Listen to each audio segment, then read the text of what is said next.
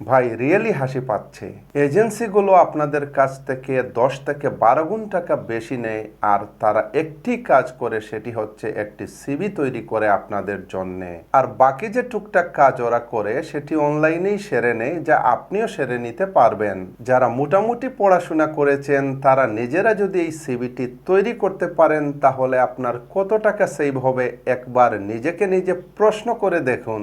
Viewers, কিভাবে একটি European style CV তৈরি করবেন এবং সেই সিভি দিয়ে আবেদন করে কিভাবে আপনার জীবনে সফলতা বয়ে নিয়ে আসবেন, আজকের আলোচনায় তাই থাকবে। ভিউয়ার্স, আমি যে সিভিটি নিয়ে আজ কথা বলবো সেই সিভিটির ডাউনলোড লিংক আমি ডেসক্রিপশন বক্সে দিয়ে দিব। সেখান থেকে আপনারা পিডিএফ ডাউনলোড করে নিতে পারবেন। তবে পিডিএফ ডাউনলোড করার আগে আপনারা সম্পূর্ণরূপে ভিডিওটি দেখুন। আমি স্ক্রিনে গিয়ে দেখিয়ে দিব কিভাবে এটি তৈরি করবেন। আদারওয়াইজ আপনার ডাউনলোড করেও কোনো লাভ হবে না। তাহলে আমি আজ আপনাদের যে সমস্যার সমাধান করতে যাচ্ছি সেটি হচ্ছে একটি ইউরোপিয়ান স্টাইল সিভি তৈরি করার এ টু জেড নিয়ে আলোচনা করব।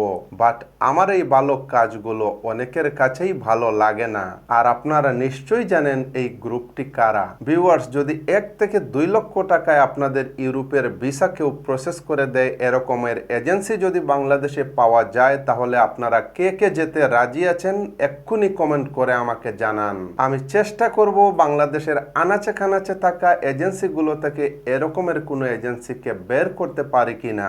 সো হয়ে যাক একটা comment. You are watching Travel Doctor. Let's jump into the video.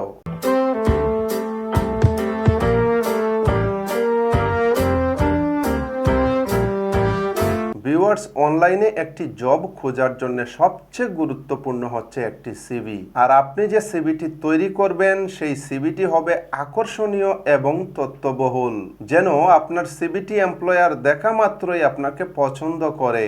Viewers, আমরা এখন দেখব কিভাবে ইউরোপাস বা ইউরোপিয়ান স্টাইল সিভি তৈরি করতে হয়। চলুন কম্পিউটার স্ক্রিনে।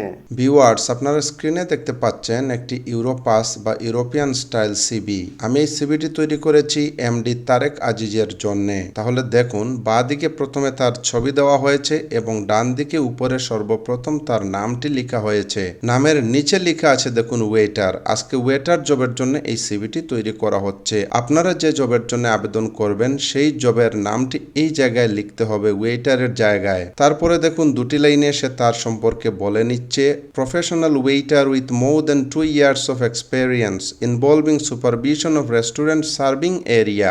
আপনার প্রফেশনের সাথে যায় এরকমের দুটি লাইন এখানে আপনি লিখবেন, যাতে এই দুটি লাইন পড়ার পরে এমপ্লয়ারের আপনার সম্পর্কে একটি ভালো ধারণা তৈরি হয়। আবার আরেকটি কথা বলি, যেহেতু আপনারা আমার অনেক সাবস্ক্রাইবার, ইভেন যারা এখনো সাবস্ক্রাইব করেননি তারাও কিন্তু আমার ভিডিওগুলো ফলো করেন, নিশ্চয়ই আপনারা ডাউনলোড করে এডিট করে এই সিভিটি ইউজ করার চেষ্টা করবেন। আমার সাজেশন থাকবে, সবাই যদি একই কালার ব্যবহার করেন আর একই ওয়েবসাইটে গিয়ে আবেদন করেন তাহলে হয়তো একটু সমস্যা হতে পারে। দ্যাটস ওয়াই আপনারা যদি কোনো কম্পিউটারের দোকানে এটি তৈরি করেন, যদি আপনারা নিজেরা তৈরি করতে না পারেন, এখানে যে কালার প্রোফাইলটি ইউজ করা হয়েছে এই কালার যেন চেঞ্জ করে দেয়। আপনারা চেষ্টা করবেন যে এই সিভিটির কালার যেন হুবহু মিলে না যায়, আপনারা কালার একটু চেঞ্জ করে দিবেন। তো ভিউয়ার্স, চলুন এবার পরের অংশতে যাই, পার্সোনাল ইনফরমেশন। এই পার্সোনাল ইনফরমেশনের প্রথমেই দেখুন first name oblique last name. MD Tareq আজিজের ফার্স্ট নেম হচ্ছে এমডি তারেক আর লাস্ট নেম হচ্ছে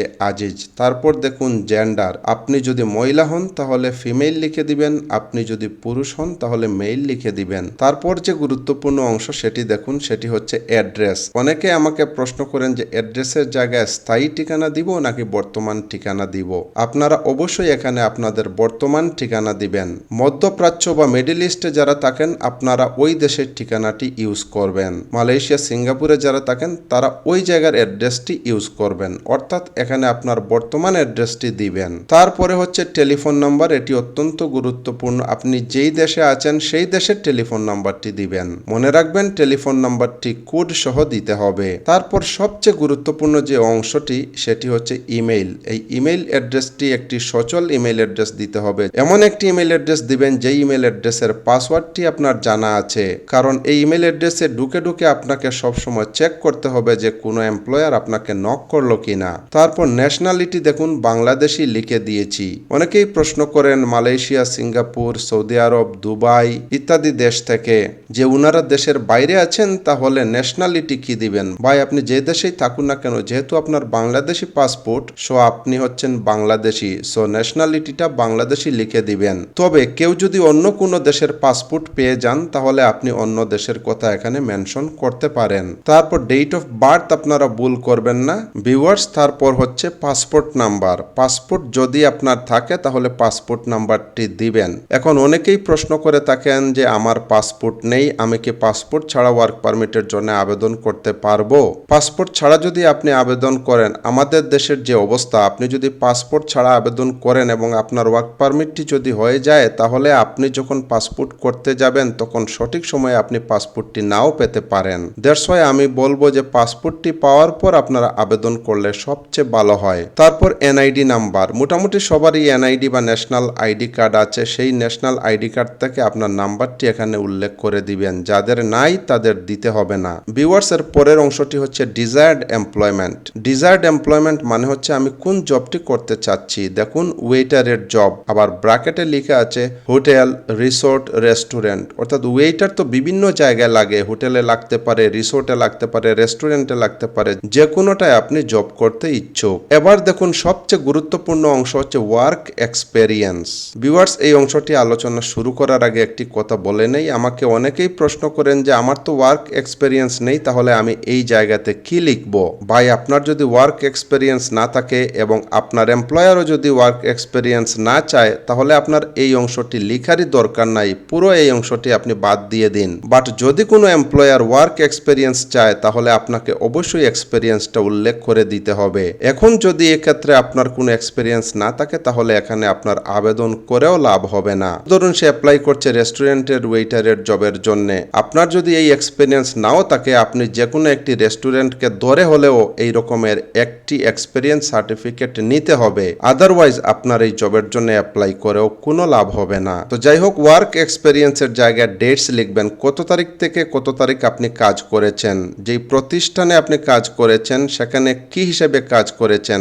দেখুন পজিশন হেল্ড, রেস্টুরেন্ট ওয়েটার। তারপর অ্যাক্টিভিটিস অ্যান্ড রেসপন্সিবিলিটিস, আপনি এখানে যে জব করেছেন সেখানে আপনার দায় দায়িত্ব কি ছিল বা কি করেছেন। দেখুন এখানে কি লেখা হয়েছে, to serve the food for the customer at the serving area and to supervise the waiter working under me.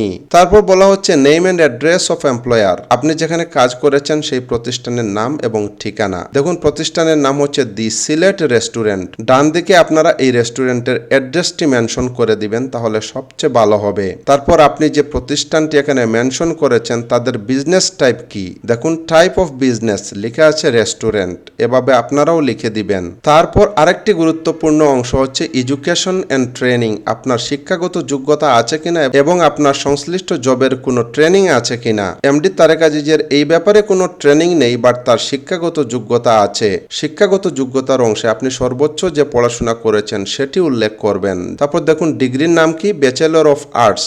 দেখুন এখানে কেউ যদি এসএসসি পাস হন তাহলে লিখে দিবেন সেকেন্ডারি স্কুল সার্টিফিকেট ব্র্যাকেটে এসএসসি। কেউ যদি এইচএসসি পাস হন তাহলে এখানে লিখে দিবেন হায়ার সেকেন্ডারি সার্টিফিকেট বা ব্র্যাকেটে লিখে দিবেন এইচএসসি। তারপর যে প্রতিষ্ঠান থেকে পাস করেছেন সেই প্রতিষ্ঠানের নাম দিবেন। যেমন দেখুন এখানে দেওয়া হয়েছে ন্যাশনাল ইউনিভার্সিটি, আপনি আপনার স্কুল বা কলেজের নাম দিবেন। তারপর ওই প্রতিষ্ঠানের ঠিকানাটি নিচে লিখে দিবেন। দেখুন অনেকেই আমাকে প্রশ্ন করেন যে আমার তো শিক্ষাগত যোগ্যতা নেই, তাহলে এই জায়গায় আমি কি লিখব।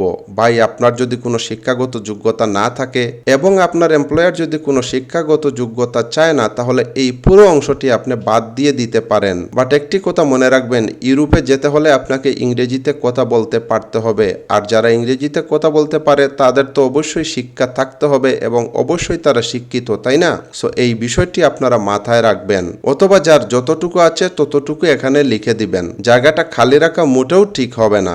ভিউয়ার্স এই সিভিটির সর্বশেষ অংশটি হচ্ছে স্কিলস। এই স্কিলসের প্রথমেই হচ্ছে ল্যাঙ্গুয়েজ। ল্যাঙ্গুয়েজের মধ্যে আপনি যে যে ভাষায় কথা বলতে পারেন সেই ভাষার নাম এখানে লিখবেন। দেখুন প্রথমেই এখানে লেখা হয়েছে ইংলিশ। দেখুন ইংলিশের ডান দিকে মেনশন করে দেওয়া হয়েছে যে ইংলিশ ভাষার উপর আপনার মধ্যম মানের একটি ভাষাগত দক্ষতা আছে। বেঙ্গলির ডান পাশে দেখুন দেওয়া হয়েছে যে বেঙ্গলিতে আপনি খুব ভালো কথা বলতে পারেন, লিখতে পারেন এবং পড়তে করতে পারেন। এখন কথা হচ্ছে যে অনেকেই বলবেন আমি তো ইংরেজি জানি না। ভাই, আপনি যদি ইংরেজি না জানেন এবং আপনার এমপ্লয়ার যদি ইংরেজি না চায়, এক্ষেত্রে আপনাকে জব ডেসক্রিপশনটা খুব ভালো করে পড়ে নিতে হবে। অনেক জবে আছে ইংলিশ ল্যাঙ্গুয়েজটা চায়, সো যেই জবে ইংলিশ ল্যাঙ্গুয়েজ লাগবে লেখা আছে সেই জবে যারা ইংলিশ জানেন না তাদের আবেদন করে কোনো লাভ হবে না। আবার অনেক জব আছে যেখানে ইংলিশ ল্যাঙ্গুয়েজের দরকার পড়ে না, যেমন কনস্ট্রাকশন ওয়ার্কার বা ক্লিনার। আপনারা সেই জবগুলো খুঁজে খুঁজে অ্যাপ্লাই করবেন। তারপর দেখুন আইএলটিএস স্কোর। আপনারা যাদের আইএলটিএস করা আছে তারা এখানে এটি লিখবেন, কিন্তু যদি আপনার এমপ্লয়ার চায় আইএলটিএস লাগবে তাহলে অবশ্যই আপনাকে আইএলটিএস করতে হবে এবং এই অংশটি লিখে দিতে হবে। আদার স্কিলসের জায়গায় দেখুন কম্পিউটার এমএস অফিস প্রোগ্রাম। সে কম্পিউটার এমএস অফিসটি খুব ভালো করে পারে। আপনি যদি ফটোশপ পারেন তাহলে লিখে দিবেন, ইলাস্ট্রেটর পারলে সেটিও লিখে দিবেন। আপনি যদি ক্রিকেট খেলায় খুব ভালো হন তাহলে সেটিও লিখে দিবেন। অর্থাৎ এখানে আপনার যে আদার স্কিল বা এক্সট্রা কারিকুলার অ্যাক্টিভিটিস যা আছে এখানে লিখে দিবেন যেটি আপনি পারেন। এই সিভিটির পিডিএফ ডাউনলোড লিংক আমি ডেসক্রিপশন বক্সে দিয়ে দিব। যারা যারা এই সিভিটি তৈরি করতে পারবেন না তারা যে কোনো কম্পিউটারের দোকানে গিয়ে স্যাম্পল দেখাবেন, তাহলে তারা আপনাকে তৈরি করে দিবে। হয়তো বা 100 থেকে 150 টাকা খরচ হতে পারে। ভিউয়ার্স, আমি সবার কাছ থেকে ভিডিওতে একটি লাইক আশা করি। আর যারা এখনো পর্যন্ত চ্যানেলটি সাবস্ক্রাইব করেননি তাদেরকে সাবস্ক্রাইব করে বেল বাটনটি অন করে রাখার জন্য রিকোয়েস্ট করছি।